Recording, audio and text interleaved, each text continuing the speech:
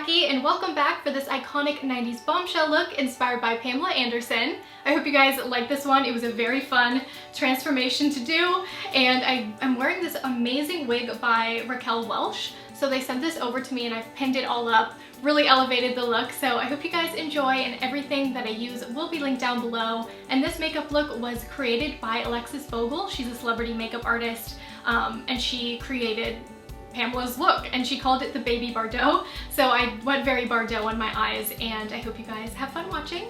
Let's get into it. Using some Elmer's purple glue, here's my attempt to blank out my eyebrows. This looks okay through the camera lens. It looked great for a recreation photo, but in person, I would say just lightly fill in your brows or use a bit of a lighter powder to conceal them, because you can still see the texture. And if you already have plucked brows, then rock the skinny 90s brow. I know it's back. I'm pushing the brow hairs up, and then I had this Beauty Bay pot that I use in this tutorial, but I wanted to use the glass to flatten the brows. You don't want to use your finger because of the oils. It'll disrupt the glue, and I regret doing more than one layer. If you can get your brows flat with one layer of glue, it makes it a lot more foolproof, so just go with that. We're going to powder it to set the brows once they dry clear. It dries really fast. And this is my favorite powder. It's by Laura Mercier, and it's their under eye powder, but I use it all over the face because it's so finely milled.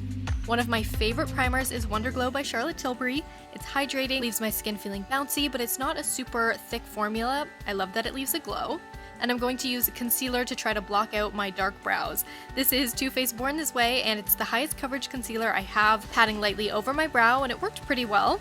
And I was so inspired by the makeup David Williams recreated of Pam on Pam and Tommy. I picked up some products that they used on set, and I wanted to try out this Lancome Longwear foundation. I ordered the shade 330 Bisque Neutral online. Luckily, it was a great match when I have a tan, and I love this foundation. I'm gonna blend over the brows and then set them again with powder. Time to etch in the skinny brows. Hers were a bit farther apart and in a rounded arch shape. I'm using Anastasia Beverly Hills Soft Brown Brow Wiz, creating the shape with little hair-like strokes, and since I really couldn't get my brows completely flat or gone, it does pick up some of the brow texture along where I'm etching in. Added a bit of a deeper matte powder through the front of the brow, and please let me know down below if you plucked off all your brows.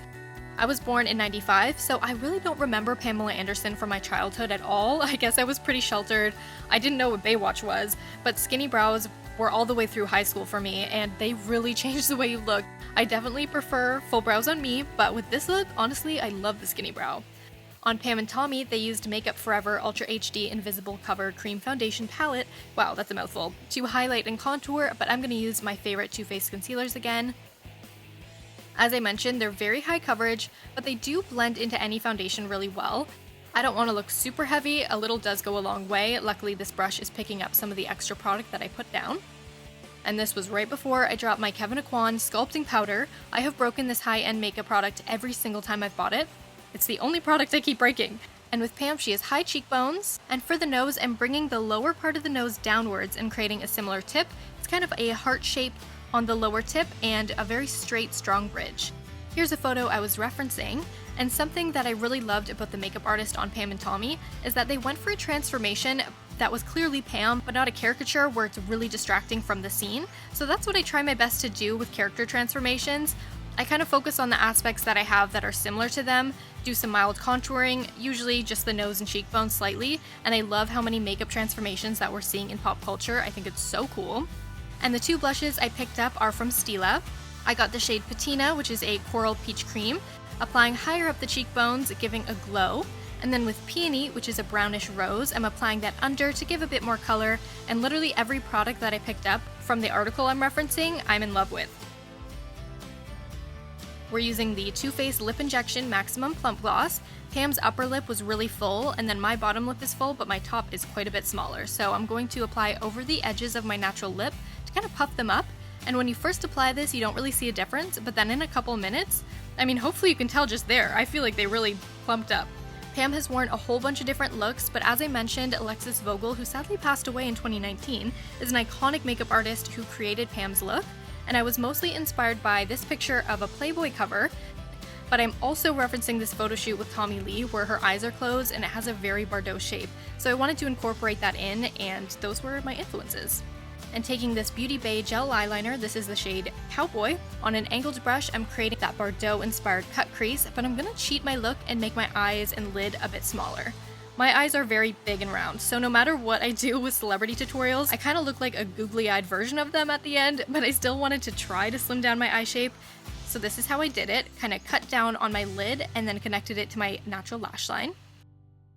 This is a new ColourPop palette. I use every single matte shade in this palette to create this eye look today. And you can use code Jackie on ColourPop orders for some money off. And with a deeper gray, let's start to smoke out this line. You don't want to smoke it out too much. In the Playboy cover, it actually was smoked out quite high, but most of Pam's look, the shading is outwards, and I'm pulling it even further out to try to balance my round eye shape, but you can always change the look slightly to do what works for you. Deepening up right where the nose bridge starts, similar to Pam, and on the outer corner. Smoking more of a blue-gray under the lash line. And you can use a shimmery tone to your brow bone. I didn't do that because you can see a lot of texture with the brow, kind of hiding it with the bangs here. My all-time favorite blending brush is by Charlotte Tilbury. This is one high-end brush that I highly recommend. It's so soft on the eyes, I can make any eyeshadow work with it. And instead of going with a liquid liner, I picked up this Nude Sticks Magnetic Eye Color, and on an angled brush I'm painting in some bold liner. This was really creamy and easy to use, and I'm taking that line and blending it into the shadow we've already created, so not a bold wing or anything. Clearly I'm very pleased here with this product, and after the liner, let's rim the waterline. After the black liner, I thought I could go a bit deeper on the eyelid, so I smoked some deeper gray over and a little brightness in the inner corner. On set, they used Ardell lashes doubled up. I love Ardell lashes. Oh, and these nails, by the way, are from Olive & June. They're press-on nails, and usually I use the Kiss nails that already have the adhesive, and then I just put them on and kind of rip them off after filming. But these ones are glue-on, and they've lasted me 5 days, and there's no sign of them wearing off, so they're really cute. Love the packaging. And I always regret when I spend more on high-end lashes because Ardell and Kiss lashes are great. They're very light, and I love how easy the band is to apply. Adding my favorite mascara, the Sky High Maybelline Mascara. I'm not showing it off really because I already have these falsies, but it is the one I keep grabbing for. Item that I use every day is this lip vault. I have some of the shades missing out of here, but I picked up the lip liner Spice, which was frequently used in the 90s, but it looked a bit too pink on me. I wanted to go with a bit of a brown, which ends up looking more like a wine tone on me.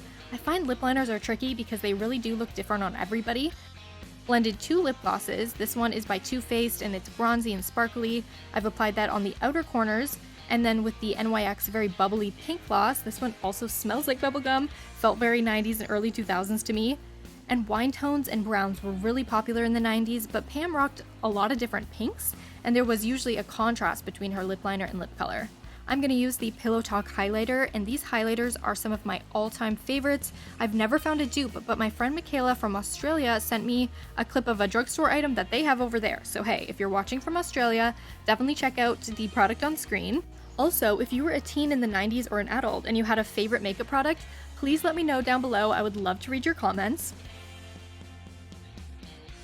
But the transformation is not complete without boobs. I have like an A cup, maybe a small B, and I'm already wearing a very padded bra, but we're gonna put my middle school stuffing hack to good use today, see how many socks we can stuff right under my boobs to try to get some cleavage. This is totally for fun, okay? I'm so fine with having small boobs. Hers are probably still double the size of this, but I could not fit in any more socks. So let's do some contouring and a little quick highlight to the chest. Blending in, and at this point, I did not even feel like me. It was so fun. If you've watched all the way to the end, comment the pop culture password, which can be nice tat, because I almost forgot, but I did get one of her barbed wire tattoos from Amazon, added it to my left bicep, and here I was having fun with some TikToks. Definitely follow me for mini tutorials and just like fun videos on TikTok. You know, it's so sweet of you girls to still be my friends with me having all this and you having nothing. For more bombshell looks, you might want to check out the Margot Robbie in the Wolf of Wall Street tutorial, or another throwback, the Victoria's Secret Angel look from the 2000s. Hope you'll stick around, and I'll see you in my next one.